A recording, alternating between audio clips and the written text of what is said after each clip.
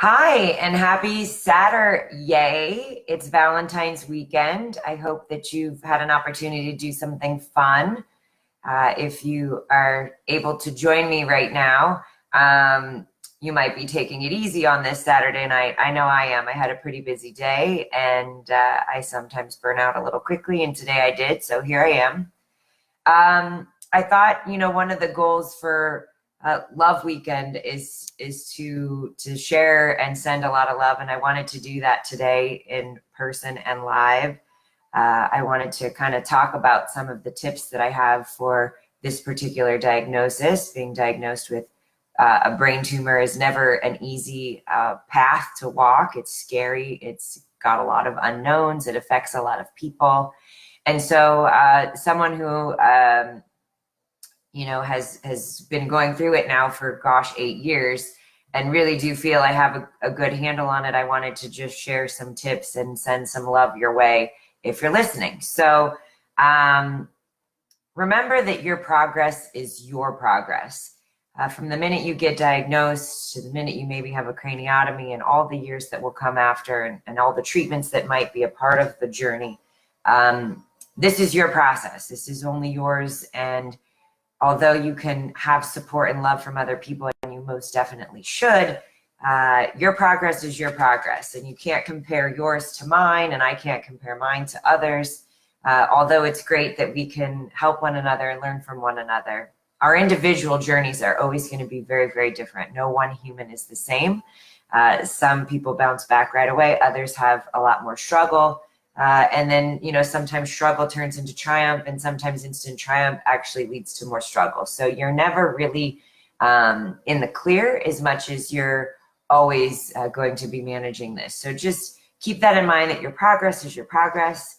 Be patient with it, and, stay in touch with it. Don't let yourself stray from trying to remain healthy balance with this particular diagnosis.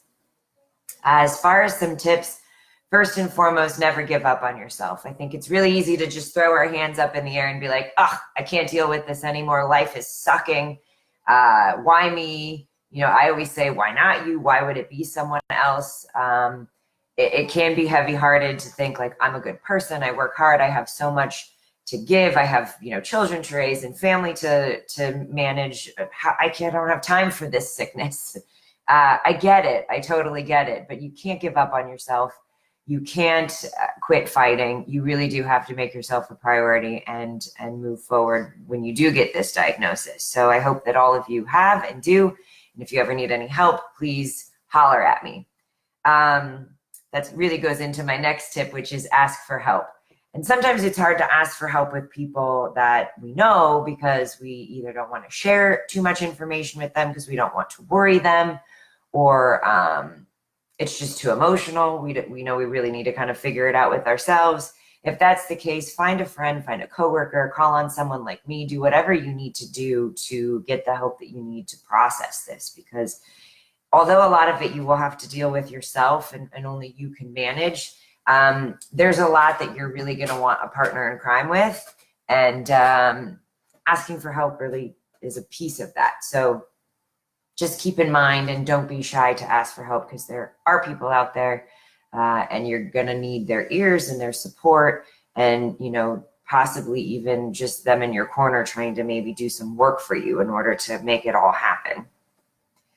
Get organized. One of the most important things I did before I had brain surgery was get organized. Once I knew my diagnosis was, hey, this thing needs to come out of your head, obviously anxiety and paranoia and all these other things started to creep in, like, oh my God, I'm actually going to have someone drill a hole in my head. But I really had to get organized in so many ways. I wanted to see a lot of doctors. I wanted to make sure I had the best possible care team. I wanted to make sure I planned it for a time when I would have support at home, when I would be able to rest and recover without work being intrusive.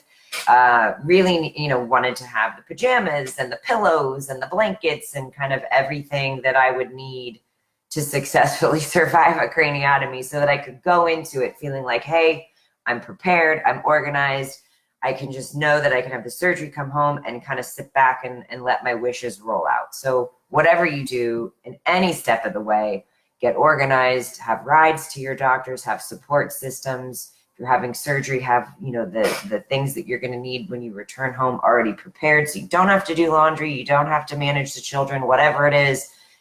Just really be organized so that you can properly care for yourself. Seek additional options. And I say that kind of goes back to me stating that I saw a lot of doctors. I saw 4 of the top neurosurgeons at the top hospitals in LA, and I totally understand not everybody has the opportunity to do that. And I happen to work in medicine, and I know what kind of doors to knock on in order to push for that kind of stuff, which is one of the reasons why I've become a meningioma brain tumor companion, because if any of you out there ever need help in that arena, please do reach out to me. I'm happy to help you with getting all of that together. I assure you, it's not easy, but I know how to do it. I saw doctors at UCLA, St. John's, Cedars, where was the other one? USC. And I went with the one at St. John's that I was most comfortable with. It just felt right. And so although it felt scary and I didn't want to do it, the decision to do it there and with that particular doctor felt good. So definitely seek additional options and work to find someone that you can be most comfortable with. Say, I love you. I'm a big lover anyway. I love to share love. It's my thing. It's one of the reasons I get excited about holidays like Valentine's and wanted to do something like this. But you don't know when your last day is going to be, and you don't really know how your diagnosis is affecting those around you. You're being strong for yourself and for them. And a lot of times they're being strong for you and for themselves because they don't want to break down either. Say, I love you. It doesn't hurt. It might be the last time. I think of recent, this whole Kobe Bryant and his little, 13-year-old daughter, Mambacita, them dying so tragically and instantly in this helicopter crash really struck it. I'm from Los Angeles here, so it really struck a nerve with all of us how short life can be and how there's really no rhyme or reason why these things happen. And someone like him who had so much to give still just gone in an instant. So clearly, if it can happen to him, it certainly can happen to me, probably just walking down the damn stairs. So say, I love you. Let people know that you care. Offer a hand. Random acts of kindness are not as easy as or as relevant as they used to be. They really are very random.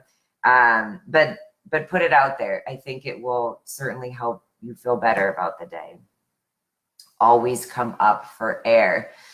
Diagnosis like this, I don't know how you feel, but me personally, it was almost like I was drowning in just the thought of, Jesus, am I really going to be able to do this? Am I I know I'm organized. I know I'm ready. I've done all my homework. I feel confident, but wow, I was just kind of traumatized by the thought that I actually had to go through this and that someone was going to tamper with my computer, and my computer is what makes me money for my day job. So I really can't afford for the brain to be off and still try to function in the workplace. Come up for air. I mean, I had to incorporate things like meditation as well as, going to the gym a little more often, sitting in the sauna, just trying to do things that would help me decompress a little bit and, listen to more music that was instrumental, that maybe didn't have words that would, break me down and make me want to cry. So just find time to breathe and to come up for air and take a walk outside, whatever it is, to just keep yourself somewhat calm during everything, before, during, and after surgery, whether you're doing any kind of radiation, it doesn't matter what the process, just really try to breathe through it.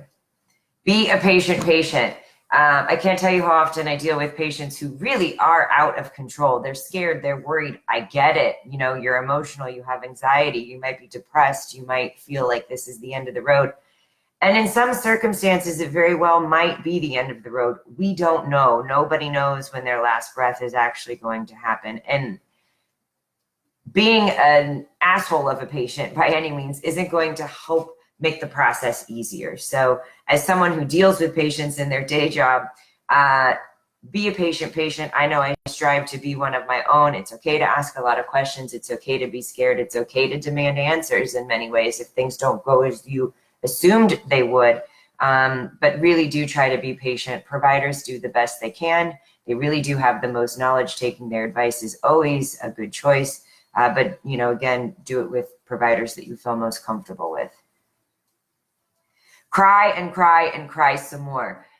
This tip really is because it's going to happen. I don't think I've met anyone thus far in my kind of doing this who hasn't cried to me about, why did this happen to me? How do I get through it?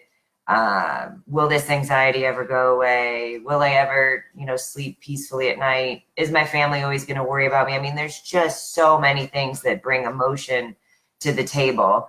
Cry it out until, you know, grab a couple Kleenex, sit there, roll with the tears until the tears don't come anymore.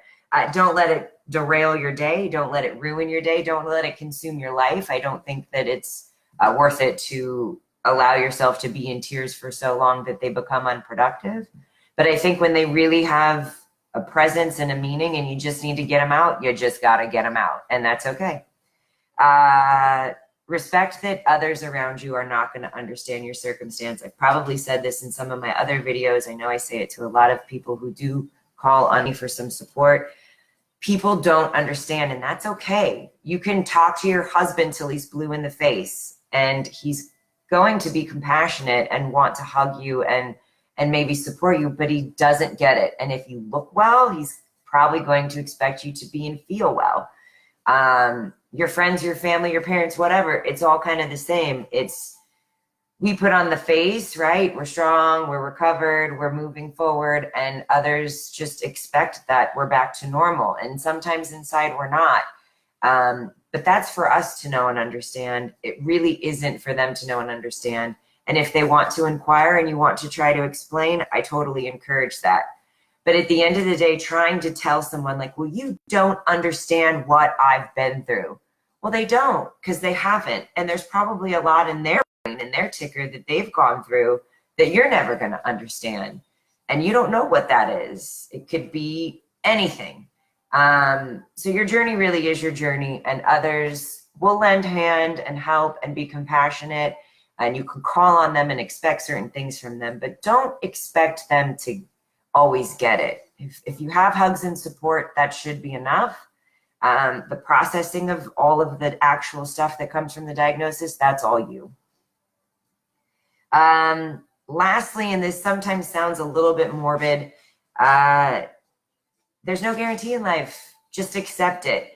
And I personally found the sooner I accepted this could be the beginning of the end, the easier, you know, the not being able to sleep at night and the anxiety got. I don't want to not wake up from surgery, or I don't want for this to ever take me out in some kind of moment of seizure or stroke, or God knows what could happen. I'm lucky, knock on wood, right now my tumor's out. I'm eight years into this diagnosis, a little over 1 year post craniotomy. I feel good, getting along, the ticker's all still working. So, I mean, in many regards I am well, but it's still a process.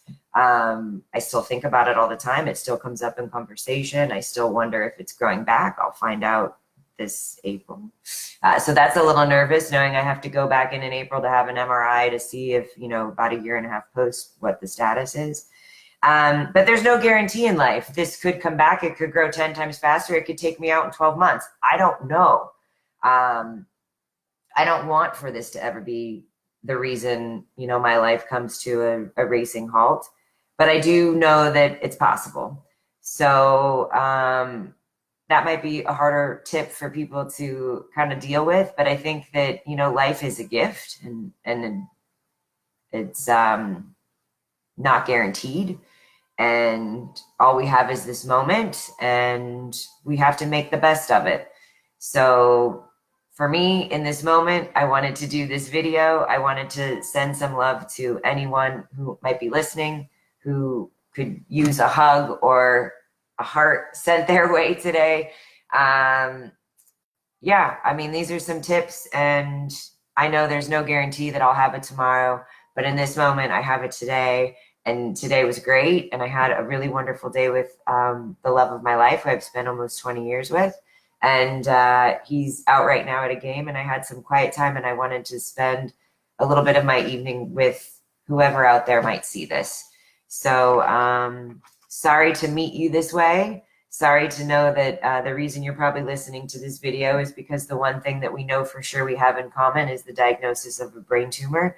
That's a bummer. But at the end of the day, we do have each other. And should you need anything, or if I could be of any support, please do give me a call, 424-239-9366. Again, 424-239-9366.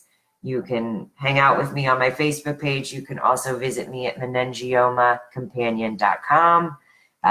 Plenty of ways to maybe get a hold of me if I could be of any help or support for you. So that's it for today. I hope these tips help, and I hope you have a great rest of your weekend. Bye.